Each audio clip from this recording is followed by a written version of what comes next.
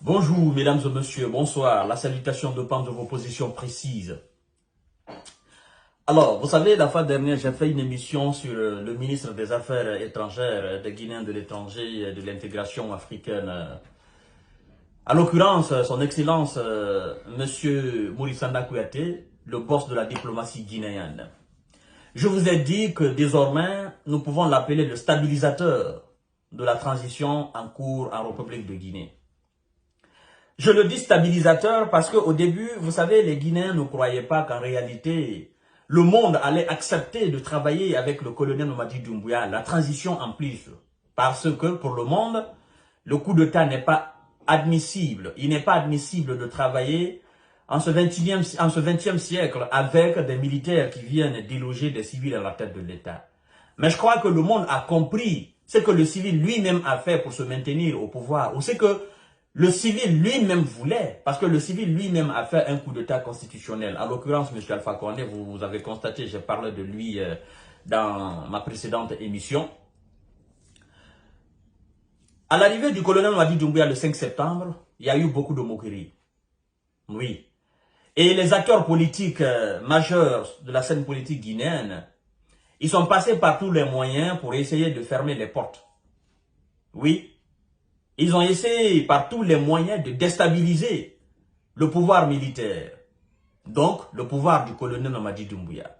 Ils sont passés par la CEDEAO, ils sont passés par l'Union africaine, ils sont passés par l'Union européenne, ils sont passés par les États-Unis, ils sont passés par les Chinois, ils sont passés par tout le monde. Mais vous savez, les gens ne sont pas bêtes. Quand on dit la CEDEAO, on dit l'Union africaine, on dit l'Union européenne, on dit les États-Unis, on dit l'ONU, on dit la Chine, on dit la Russie. Vous savez que les gens ne sont pas bêtes. Tous ces gens sont représentés en Guinée. Ils connaissent mieux notre réalité que nous. C'est-à-dire, c'est des gens qui ils connaissent mieux la nature de la politique de chez nous que nous. Parce que nos chefs d'État travaillent avec eux. Donc, eux, ils connaissent la mentalité de nos chefs d'État. Ils savent ce que dans l'ombre, nos chefs d'État leur disent. Les civils chefs d'État leur disent. Ils savent, ils connaissent les manigances de nos chefs d'État. N'est-ce pas? Ce sont eux qui font en sorte que ces chefs d'État aussi se maintiennent à la tête de nos États. Mais vous savez, à un moment donné, ces grandes puissances sont obligées de prendre une décision. Et une décision forte pour le bonheur de nos peuples différents, mais aussi pour leurs propres intérêts. Parce que vous devez comprendre que le monde est assis dans une boîte d'intérêts. Chacun veut sa part. Et donc, son Excellence Mourisanda Kouyaté, il s'est mis sur pied. Il a dit non, que ça ne pouvait pas se passer comme ça. Il s'est mis sur pied. Il est allé avec intelligence, avec la bonne parole, avec la sincérité et l'honnêteté. Il est allé vers les institutions internationales à travers le monde. Il a passé le discours. Le discours que le monde international avait besoin. Le discours que le monde diplomatique avait besoin d'entendre. Il a passé ce discours dans un langage cohérent, dans un langage d'honnêteté, dans un langage de sincérité.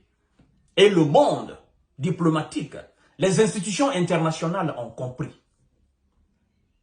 Vous savez, on parle souvent de la CEDEAO, mais vous n'êtes pas sans savoir que la CEDEAO ne peut pas se dissocier des autres institutions internationales. Et ce sont ces institutions internationales qui font de la CEDEAO une CEDEAO, qui donne de l'énergie à la CEDEAO. Quelles que soient les décisions prises par la CEDEAO, vous pensez que si l'Union européenne n'est pas derrière la CEDEAO peut exécuter cette décision-là?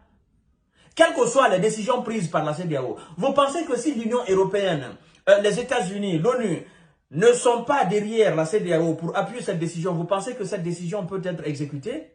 C'est pourquoi à chaque fois, quand la CEDEAO prend une décision, avant même que la CEDEAO ne prenne une décision, la décision est prise au sommet par le monde, par les institutions internationales. Et c'est pourquoi, à chaque fois que la CEDEAO prend une décision contre un État africain, directement, l'Union européenne, les États-Unis, l'ONU s'aligne derrière la décision de la CEDEAO. Parce que c'est une décision qui est déjà prise en amont entre la CEDEAO et ses institutions internationales. Donc, ces institutions ne peuvent plus se dissocier de cette décision-là.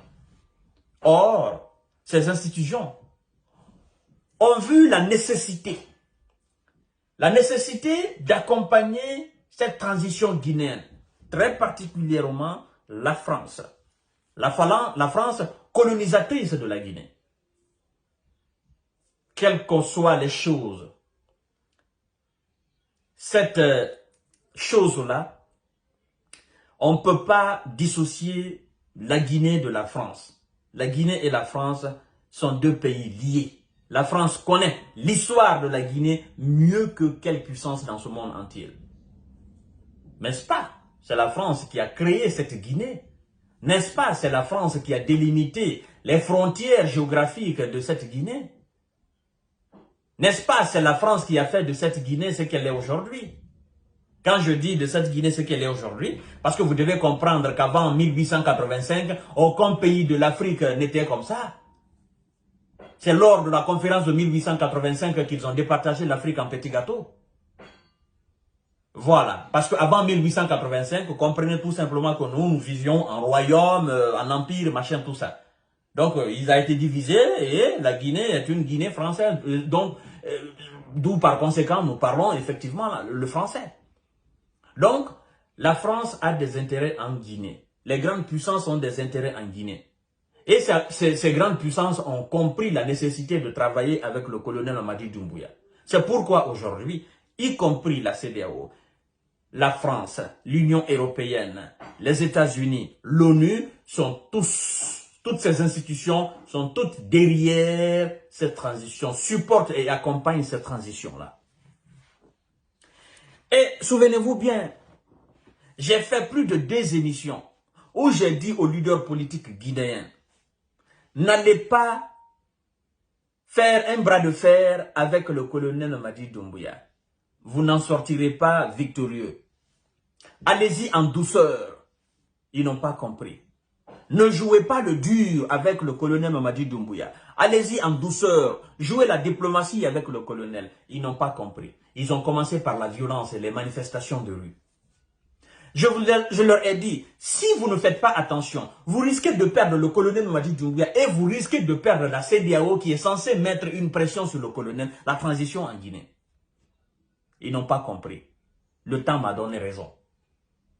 Le temps m'a donné raison parce que la CEDEAO aujourd'hui travaille avec la transition en Guinée. La France aujourd'hui travaille avec la transition en Guinée. Les États-Unis travaillent aujourd'hui avec la transition en Guinée. L'Union européenne, l'ONU travaille, n'est-ce pas, la chargée des affaires de l'Ouest africaine, cette dame-là, j'ignore même son nom, qui est chargée des dossiers de l'Afrique de l'Ouest, vient de quitter récemment en République de Guinée. Et le ministre des Affaires étrangères, son Excellence, Maurice Kouyaté, a réitéré leur engagement, c'est-à-dire la décision de respecter les accords, la décision de respecter les engagements. Évidemment, l'ONU soutient la Guinée, l'ONU accompagne la transition guinéenne pour le bonheur de tous les Guinéens. Cher monsieur, la Guinée était devenue un pays de pagaille. La débauche, on n'en parle pas. La Guinée était devenue un pays de misère. Aujourd'hui, on a espoir. On a espoir parce que vous descendez aujourd'hui à Conakry, vous vous sentez en réalité dans un pays où il y a de l'espoir, où il y a un lendemain. Même les leaders politiques, parmi eux, il y en a qui reconnaissent le travail qui est en train de se faire en République de Guinée par le colonel Mamadi Doumbouya et ses ministres. Regardez aujourd'hui les routes en Guinée. Regardez aujourd'hui l'image de Conakry. Regardez aujourd'hui les ponts qu'on est en train de faire, les échangeurs qu'on est en train de faire. Colonel Mamadi Doumbouya, c'est quelqu'un, il est très difficile pour lui de prendre une décision. Parce que c'est un enfant qui écoute. Quand je dis un enfant, bien sûr en âge, mais dans sa tête, c'est un gars qui a dépassé déjà 100 ans. Il est tellement mûr qu'on ne peut pas, mesurer le degré du moins de sa maturité au fait. C'est quelqu'un qui est à l'écoute. C'est quelqu'un qui réfléchit. C'est quelqu'un, il est difficile pour lui de prendre une décision. La chose la plus difficile pour le colonel, c'est de prendre une décision. Parce qu'il sait que quand il prend la décision de faire quelque chose, c'est Allah seul qui peut l'arrêter. C'est le maître de l'univers seul qui peut l'arrêter. Sinon, il ira jusqu'au bout. Et quelqu'un qui a bravé la mort, qui est allé prendre un président vivant qu'il a délogé, quelqu'un qui a tracé un chemin à travers les gardes présidentiels et qui est allé cueillir un président dans son palais présidentiel comme un poisson. Vous devez comprendre l'esprit, la mentalité. Vous devez comprendre que ce quelqu'un-là est un dur. C'est pourquoi je l'appelle l'enfant qui a été bercé par la foudre. Doit-il avoir peur du simple grondement d'un lion dans la forêt? Non. Ce monsieur a fait montre de détermination, montre d'engagement, montre de sang-froid. C'est pourquoi, quand il prend une décision, il l'exécute. Et c'est ce que nous avons besoin dans nos pays africains. Quand un chef d'État prend une décision de faire un projet, il doit finir le projet de la manière la plus belle. Et c'est ce que le colonel fait. Il ne s'attaque pas à tout moment. D'ailleurs, il vient de prendre une décision monstrueuse. Ça a été très difficile pour lui. Parce qu'il a fallu que cette décision-là mûrisse dans sa tête. Je vais faire une émission parce que ça, c'est mon cri de cœur à moi, Fama Kanté. Il y a longtemps, je le demandais de faire cela. Il vient de prendre cette décision-là, cher monsieur. Je vous dis que le changement sera effectif en Guinée. Et même ceux qui le combattaient par le passé, là, dans un passé récent, là, aujourd'hui, je vous jure sur tout ce qui m'est cher, certains dans l'ombre, ils ne peuvent pas le dire publiquement, mais certains dans l'ombre reconnaissent quand même que le colonel est en train de travailler en Guinée. Ils le reconnaissent.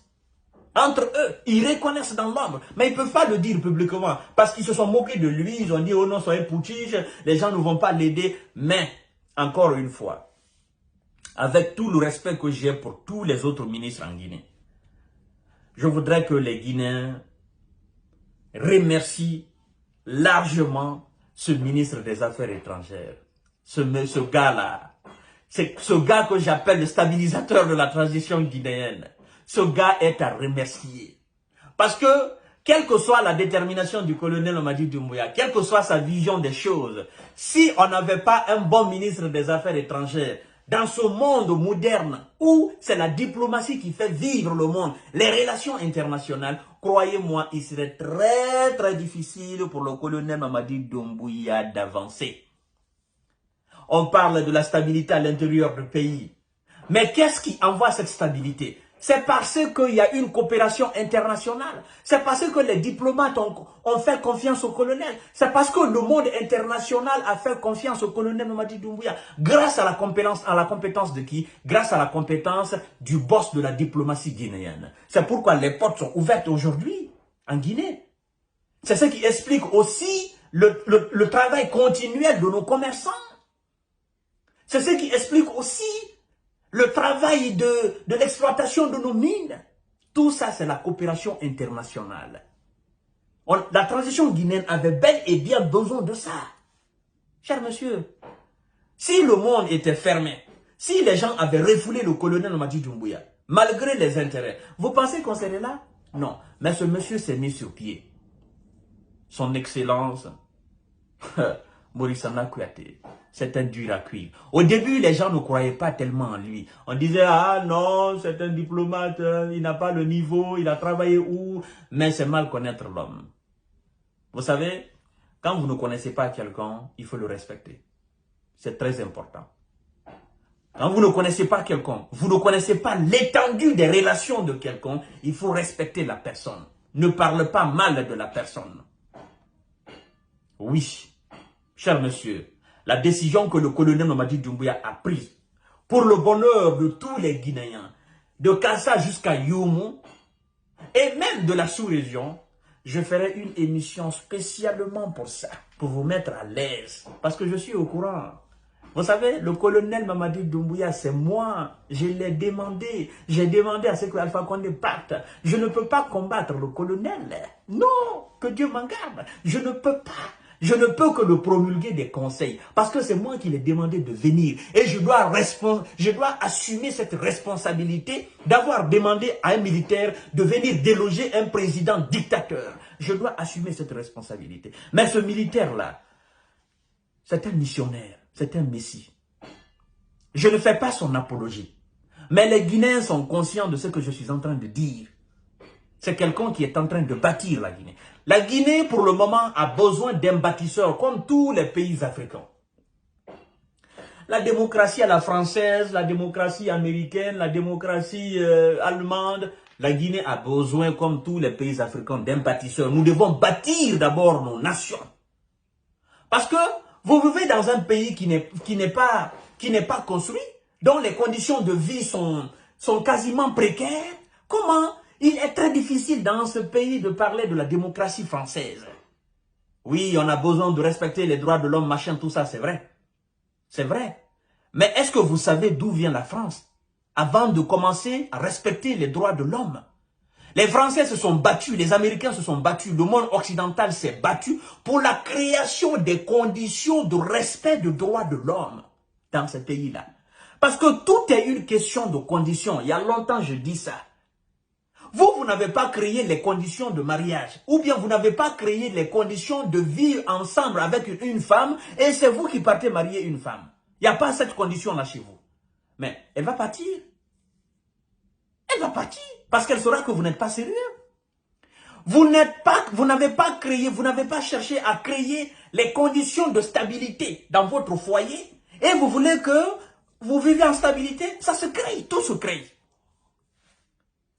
Je viendrai dans cette émission parler de cette très grande décision que le colonel Mamadi Doumbouya vient de prendre. Ah, ça a été très difficile, mais il a pris quand même. Chers messieurs, partagez largement la vidéo. La transition guinéenne doit réussir. Je vous aime, je vous adore. Merci beaucoup encore une fois au ministre des Affaires étrangères et au gouvernement Bernard Goumou. Merci le colonel Mamadi Doumbouya. Les Guinéens aujourd'hui sont fiers de vous. Merci encore une fois. Qu'Allah vous protège, qu'il vous guide, qu'il vous assiste dans votre prise de décision et dans l'exécution de vos